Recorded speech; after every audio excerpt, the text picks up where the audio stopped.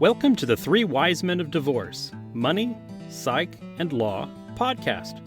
Sit down with the California divorce experts, financial divorce consultant Mark Hill, psychologist Scott Weiner, and attorney Shawn Weber for a frank and casual conversation about divorce, separation, co-parenting, and the difficult decisions real people like you face during these tough times. We know that if you are looking at divorce or separation, it can be scary and overwhelming.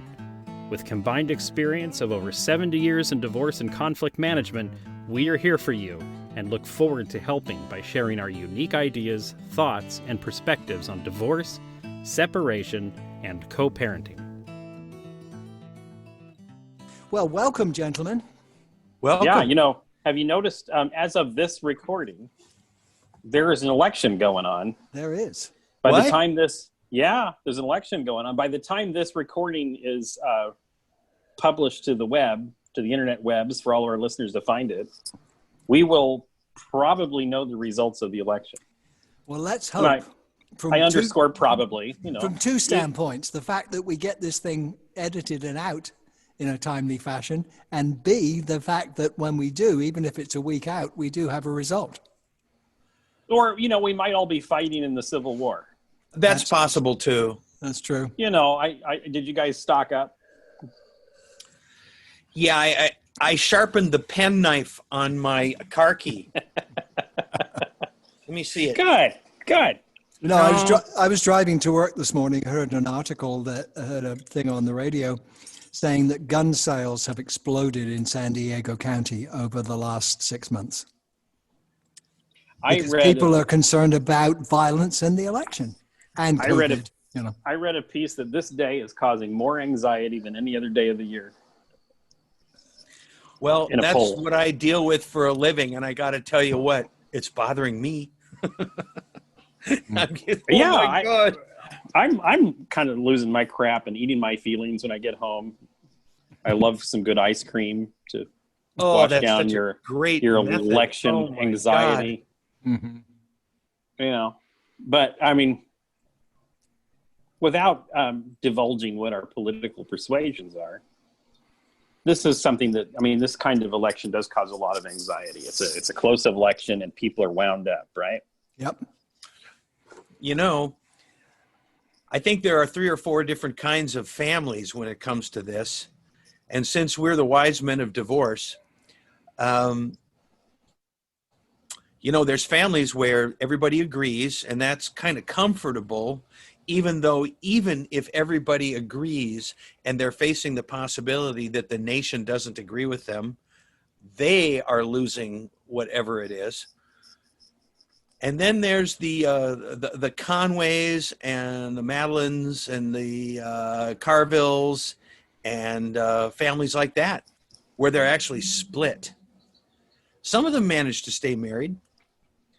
Yeah, like Mary Madeline and Carville managed to survive the entire Clinton administration without getting divorced. Yeah.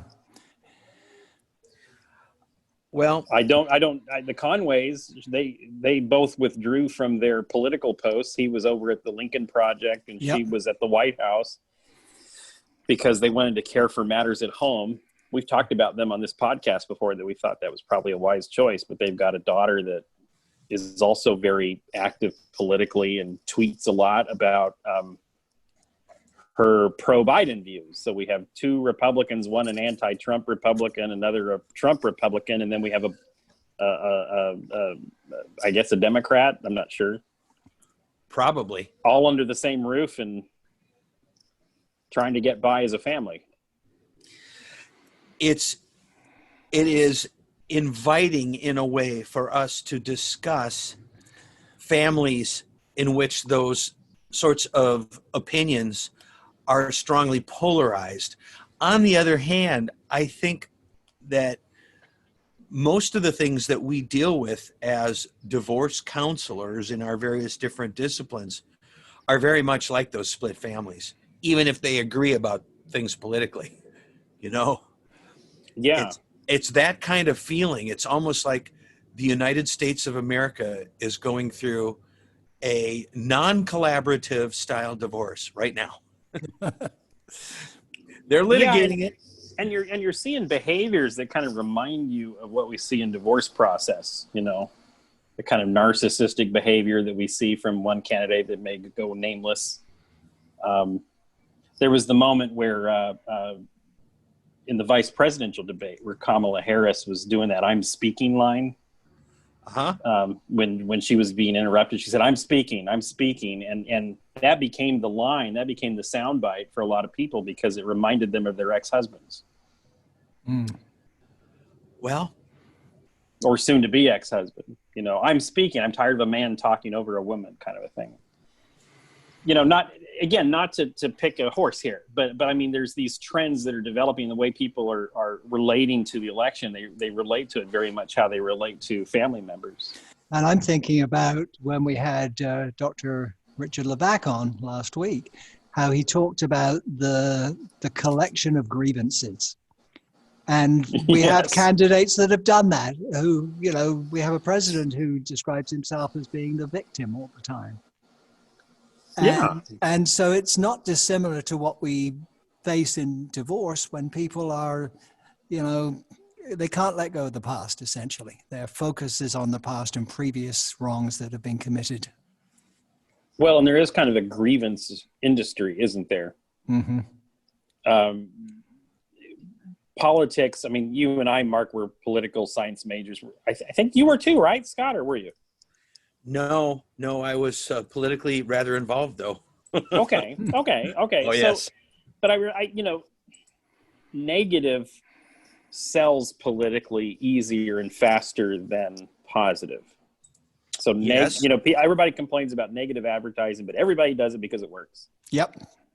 Well, it hooks into a part of our affective, emotional universe in a way that, you know, yeah. It's like if we're saying, you know, it's San Diego County is a really lovely place to live. You know, it's so temperate. In the winter, it's warm. In the summer, it's not too hot. It's like little by little, we are lulling ourselves into this soporific, sleepy, lovely feeling. And it's so docile and so gentle. There's hurricanes and there's tornadoes and there's shit pulling across the landscape and there's, you know, I mean, we get excited. It hooks into a place. Mm-hmm. It hooks into our fight flight universe. And we're animals. We're creatures. We get an endorphin thrill out of it, don't we? That kind of stuff gets to us. So you're telling me I have to slow down to see that accident as I'm driving on the freeway. I have no choice. It's an animal reaction. Well, you know, I'm a big IndyCar fan. I grew up in Indianapolis, and half the people that go there just go so they can watch the crashes. Yeah. Really? Yeah. Well, what about people who go to hockey games? Yeah, there you go. I grew up playing hockey, and I wasn't any good, but I grew up in Minnesota. We didn't go for that. We didn't go for that. We wanted to see the you know, Bobby Hull almost never got into a fight playing hockey back in the day. There's pictures of him baling hay on his farm, and you know, pictures of his back, and it's like, my God, when he would move his stick, it's like the stick would bend. You know, it was like a golf club or something. Well, I mean, it's the same thing with IndyCar driving. I mean, true fans, you can spot them because they get upset if there's a crash, because then it means there's a yellow light. But yeah, people that aren't true fans, somebody might get hurt or killed. You know, right? Yeah, you don't want to see anybody get hurt. But people that are not real fans, like fair weather fans, they get really excited by a good juicy crash. Well, there's some fire. It's even better. Yeah. I went to a fight a few weeks back and a hockey game broke out. So is that why we like to do divorce work? Yeah, that's interesting, isn't it? We're voyeurs. We like to watch. Fight. From my standpoint, I would say no. It's because through that, I've been the victim in that, or the participant. And I don't want to see other people go through that kind of suffering because it's no fun. Shawn, do you know why you like to do it? You know, I've been spending years thinking about that. You know, Mark, you know why I like it? Yeah, because you want to help people. Yeah, I think that's the probably basic thing. You want to help people and you want to try to minimize their pain in a difficult time. I think that's what drives you. I think that's true of him. I think it is true of him. But if we ask you to try to penetrate to I'm respectfully speaking now. Yeah. It's like when I look at what is it in me that is in fact selfish but functional, that gravitates toward this kind of work. I think that the times when I feel like my skills or whatever can actually steer this ship in rocky waters through the narrows, and I do feel a sense of real achievement. Mm-hmm. I feel like I've done something that's really difficult, and if we can do it well, it's great. And I similarly, and it's not really similarly, dissimilarly, feel awful when we blow it. Yeah. even though we're not steering the ship, it's like we've got our hands behind our back. But the reality is the client's experience will be their experience. Now, what I mean by that is that there is no controlled divorce through the courts going on over here that they can look at and say, well, that's awful. Yeah. Their experience will be, this cost too much, it took too long, and it was emotionally painful. And if we can get them through with their family somewhat intact and a good co-parenting arrangement, and both of them with a roof over their head and enough to pay their bills, we've done a really good job. But their experience might be, my lifestyle is worse, I no longer have a spouse, and my kids are mad at me. It's like they're getting pissed off at the lifeguard. Yes. Yeah. Yeah. Well, I was a lifeguard too. I wanted to swim over there. I was the guy with the whistle that would yell at the kids to walk. Some snot-nosed kid that doesn't know the meaning of walk. Oh, God. No running around the pool. Yep. But, well, I mean, back to our topic of how this affects divorce. I think there is something to be said about the level of aggression that people are feeling towards their fellow man right now is at a level that I don't remember in this country in my lifetime. I'm not as old as you guys, but I think there was some of this back in the 60s and the early 70s. I did too. I saw it then. It still existed when I first came. It existed certainly in Great Britain. It was parallel to what was going on here. And I saw it still when I first came here in 77. My hair was long. I had not been working for 6 months, so didn't get a haircut. And traveling through Georgia and Alabama was not easy with long hair in those days. Yep. It wasn't. And it was a shock to me because I'm coming to America. America's the land of the free, right? Well, that was not if you have long hair, not if you're a long-haired hippie. Yes, not if you're in, DeKalb County, Georgia on a Sunday, drinking a beer, reading a book in a parking lot at a state park, waiting for your friends to float down the river so you can pick them up with the pickup truck. And this cop comes over and gave me a hard time. And now I was drinking a beer. There was a sign that says no alcohol, but I'm a visitor to your country, sir, Well, yeah, you were probably a communist. I probably was. Yeah. But I mean, so I do think that people's level of aggravation is high, and I think it's spilling into what we're seeing in divorce. We've talked about how we've noticed a trend of intensity. Mm-hmm. Interpersonal family conflict is more intense than it was maybe a year ago. And we talked about that being somewhat COVID related and everybody having less outlets. And I think that's the same with the election. I think you can't get away from it. Exactly. And I think they're related. I mean, I think you can't talk about the election without talking about COVID, and you can't talk about COVID without talking about the election. I think they're very much interrelated, and it's spilling over into people's attitudes in their home. Even if they agree on issues, they may still be angry with each other about whatever, and they don't even know why. You know, it kind of reminds me of, did you ever watch that Star Trek episode where they go down to the planet and there's these little spores that make everybody super happy and love each other? The Trouble with Tribbles? No, not that one. Oh, okay. It's the one where Spock had a girlfriend and he was smiling all the time. Oh.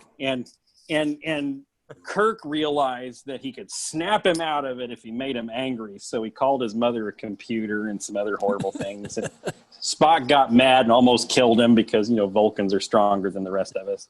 And then they realized that anger is what would break the spell of the spores. And so then what they did is they beamed this high frequency sound down to the planet. And everybody, it was like an itch. They knew they were angry, but they didn't know why. And they started just fighting with each other. And it kind of reminds me of that. It's like somebody's beaming that get mad at you frequency at the whole planet. And people are angry and they don't even know why sometimes. I think they're just agitated. And what do you think, Scott? You're the psychologist. There's anything I'm to listening it? First of all, I've never had such an education on a Star Trek episode because I'm there for you. Between Star Trek and Star Wars, all of the world's problems can be solved. And all I remember is Joni Mitchell singing about a Star Wars bar, you know, but I mean, we could talk about the family law issues in Star Wars. I mean, that Skywalker family was a wreck. I mean, yeah, he never got a strong relationship with his father that we tried to do through the collaborative process, did he? Right. I mean, we could have helped them. We could. Oh my. Yeah, but I mean, what do you think of this kind of just agitation theory that I've developed in my tiny little brain? Well, it's pretty massive, that brain. But what I'm thinking is that the when I look at my own agitation, and I'm just another one of us fools, when I look at my own agitation, I believe I know why I'm agitated, but what I don't know is, well, given the fact that I grind on these things and I think about things and I read and I try to educate myself, how is it still getting to me? Why doesn't the fact that I'm paying this kind of attention to things help me? And it doesn't seem to. Well, is that the same reason we don't do therapy on ourselves? I think we do therapy on ourselves 24/7. Oh, I guess what I should have said is why you shouldn't do therapy on yourself. Who else is gonna? I mean, who else? Well, or is you don't do put up therapy with on your. You shouldn't do therapy on your wife, for example. Oh, but it's my I know wife's people a do it. therapist. Are you kidding? It's you know, holy. I know my kids are always like, stop actively listening to me. Yeah. We know what you're doing. You're pulling that mediator crap You're on us. pulling that stunt on me, you. Keep that to But I mean, work, will you? There's a reason though why, you know, because it's too close. Well, it's very hard to be reflective. It's very hard. It's very hard, and yet I think everybody who tries to be their best, his or her best self, is really doing that all the time. It's you know, it's our step work. It's our, you know, our admission that we don't know everything. We aren't everything. It's our reaching across the space to ask for some help. It's our making some kind of a, like an inventory, if you will, of our BS and also our good things, and trying to set things right when we've wronged others. You know, it's like, I think we're doing it all the time. But what I think is true, though, about what you said is that we shouldn't expect to have a full perspective on ourselves. It's just, we just can't do it. That the old fable about the emperor's new clothes isn't about some other jackass. It's about all of us, you know? We're all blind to our BS to some extent. And Yeah. we do our best. But meanwhile, back at our ranch here today, you know, I mean, to my mind, I believe I'm agitated because I've, to some extent, as a person who lives in America and cares about America, I've had 4 tough years. You know, whether that conveys what my political beliefs are, so what? You know, I've had 4 tough years, and it's, you know, I mean, You don't want 4 more. I've tried, you know, I have friends who are on the other side of things, and I'm always polite to them. And they, with a certain amount of trepidation, because if it be told, I can debate pretty hard, but I treat them so gently about it. And they are, do you think this? And do you think that? They're asking me sort of sincerely from the other side. They're reaching across, and I treat that with great, I mean, I feel like it's a gift, you know? You know, Well, and that gift that you're describing is something that really is wonderful to see in a divorce mediation. Yes. When people get to the place where they can start asking questions with sincere curiosity, as opposed to, I'm going to convince you that I'm right. or yeah, and you did this, and so you're a that. Or this is a get you. This question's Yeah, a get you. you need to pay, and I'm going to show you with this nasty question I'm going to ask. I saw a very interesting article that talked about both sides' fears if the other side wins. Yes. And it was fascinating, the real fear that is on both sides about, you know, we're going to even end up in a fascist state, or we're going to end up as Bolivia. Yeah, it's going to be a Stalinist, communist, exactly, utopia or dystopia. And I think that's true. I mean, and that's what people do in a divorce. They catastrophize about what it might be on the other side. Right, and they can sometimes do that around the children. It will be awful if he gets to have his rules. You know, that is so true. Yep. Yeah, or I saw it in this case. You know, I can't trust this person to co-parent, so therefore I'm not going to. I'm not even going to try because I can't trust this person. Or I believe I know what he or she is likely to do. Oh yeah, you know? Yeah. There's that. And there's they ignore the fact. They ignore the fact that, you know, they've pretty much worked together for however many years. I know. Yeah. Look at the history.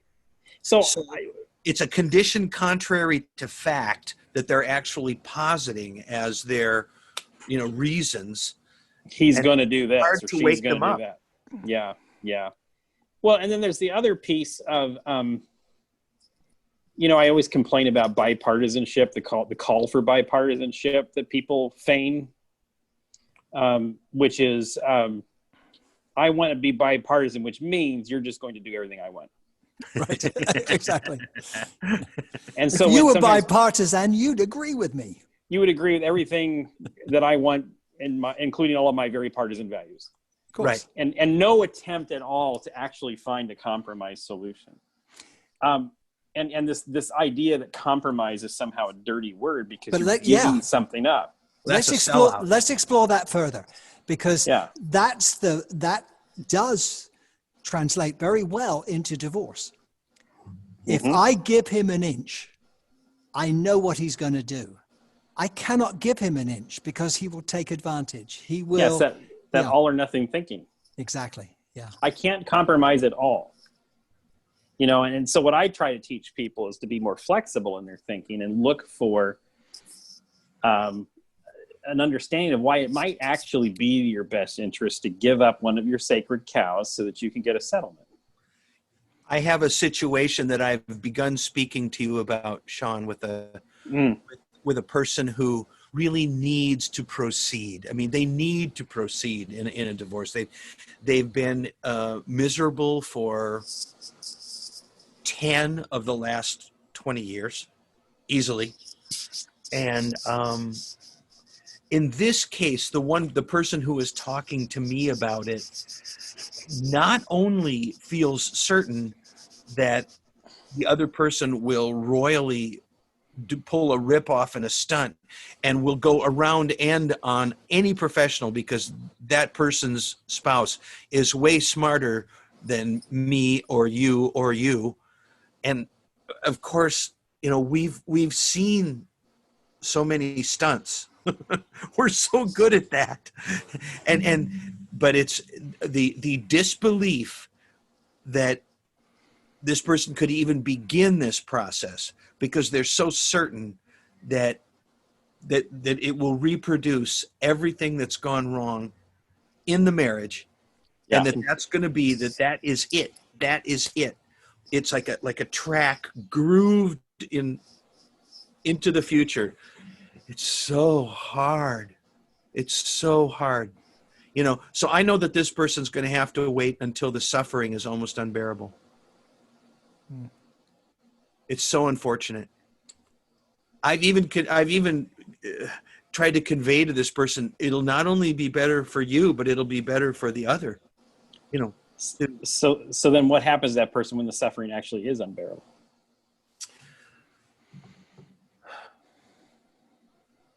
I don't know. I know that person is a lot more stout and capable of enduring difficulty, which has been proven in past work. This is a returning client after many years. I just see this surfeit of unnecessary suffering because of being sure, essentially, that the other person. This came off of what you said, Mark. The other person can't compromise and won't. Mm-hmm. I think it would happen. Well, what happens under those circumstances is eventually you provide the person with no options but to litigate, but to seek the protection of the law. And when they do that at that stage, there's no opportunity for compromise. You're into depositions, you're into, the full legal process that we know so well. You're in so far that you're on the escalator. The divorce escalator that we've talked about in previous podcasts.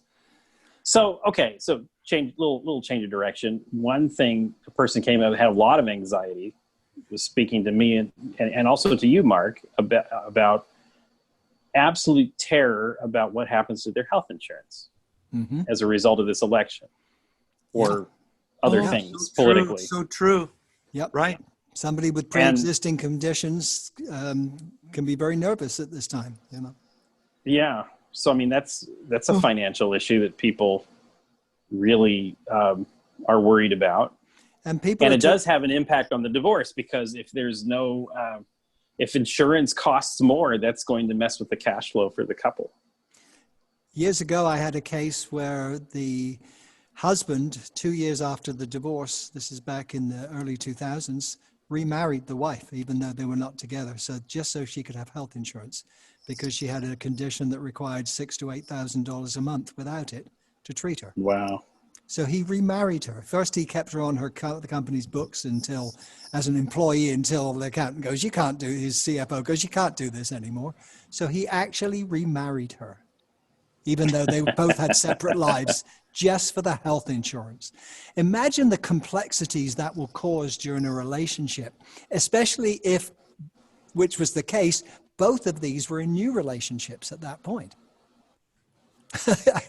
By the way, new lover, I am going to go marry my ex-wife, if you're okay with that, because I need the health insurance. Is that okay? Or she needs the health insurance. Are you fine with that? So why wouldn't you be fine with that? I mean, really? So think about what that might. Did the new lover say, well, can I get on that insurance also? I did not know the next part of it, but I know it was a difficult conversation he had. I actually know his new, she was an employee of the company, so she was okay for health insurance, as I recall now. Yeah.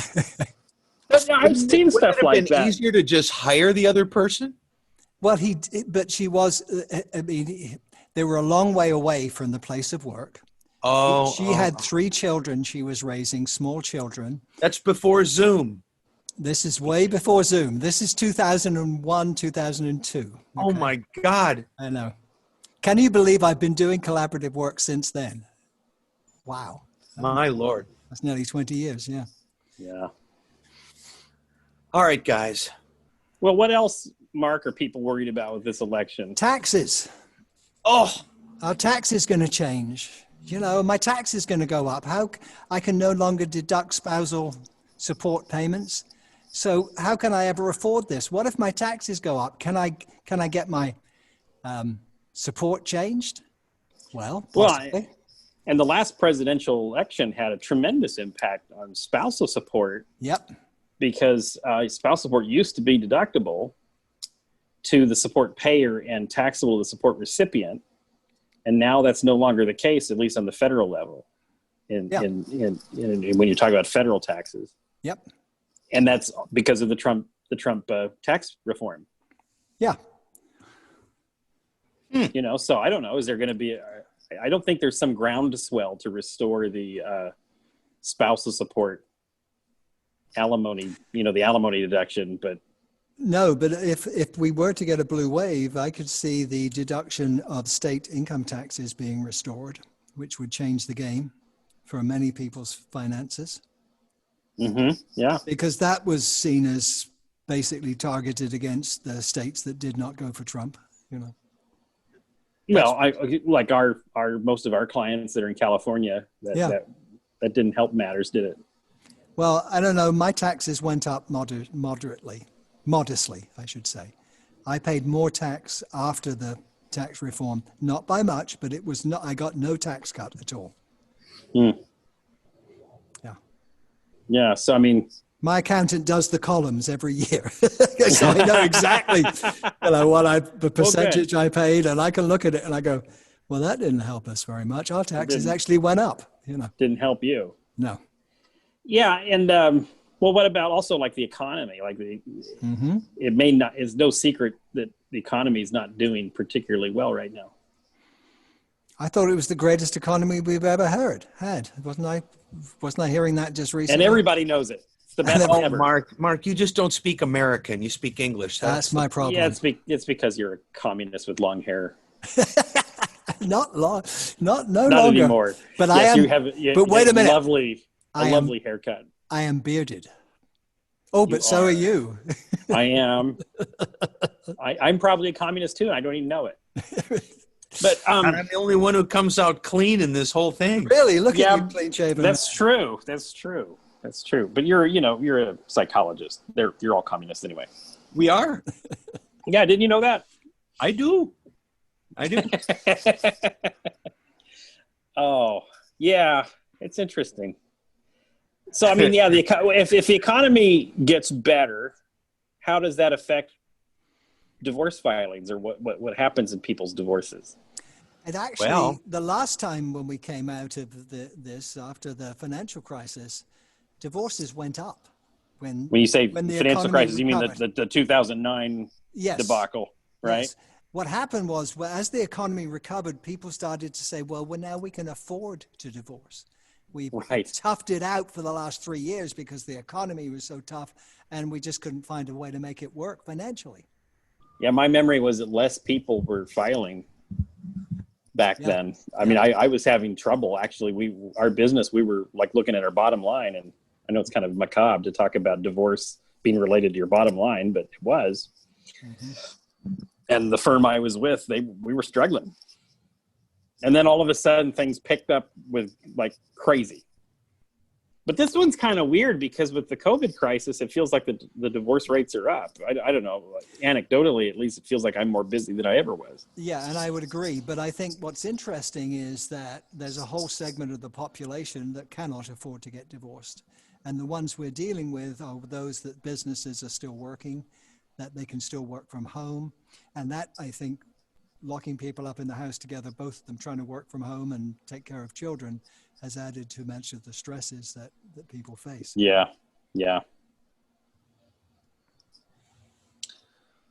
So we will have a result. When we talk next week, we'll be able to start to try to quantify some of these things that, we've been talking about today, and narrow it down so our listeners can have an idea of what the changes or what the result is likely to have in terms of impact. So what we can expect. Exactly. Assuming we're not in an apocalyptic dystopia. I was going to ask about that. Are we still going to have a meeting if the apocalypse actually occurs? I'm going to have a meeting whether there's an apocalypse. I am too. God, I'm so for that. One of the things I think, Apocalypse now, huh? That's right. yeah, Yeah, I don't think so. I think that quite honestly, the biggest fear I have is that a week from now we're having this call and we're in the middle of massive legal challenges all over the country and nobody has a clue, and it's December or January before we know the result. Well, you were saying that if that there was an option.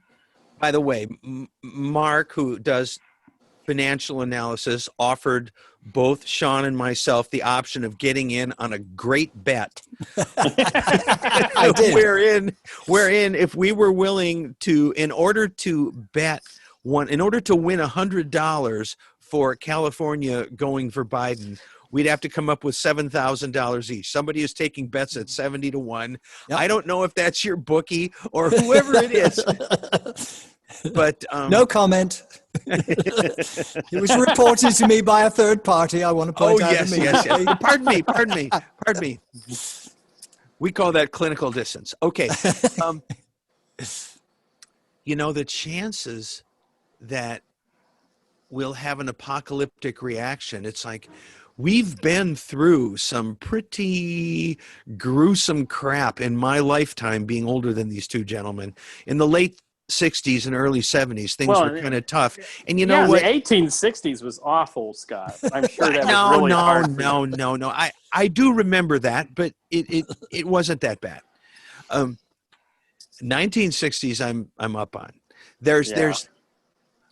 I have a hunch that the hyper dramatic monologue or dialogue, if I want to try to be more fair than I really am, that the dramatic discussions themselves are exaggerated.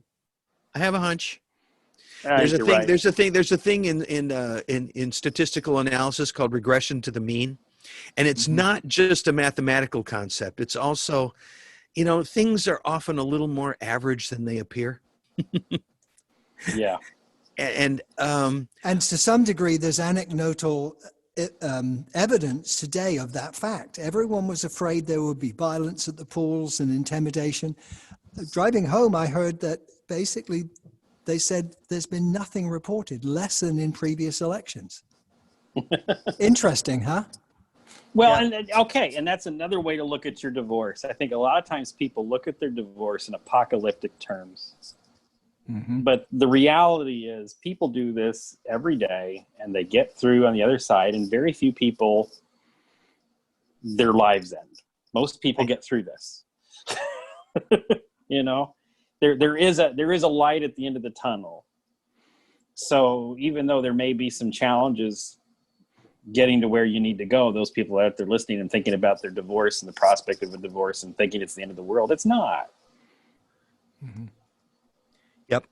It's a turning point, so there will be change, and we do tend to resist that because we are such creatures of habit, and our security psychologically is so based in being able to simply and almost unconsciously repeat yesterday's behaviors, even if they're errant.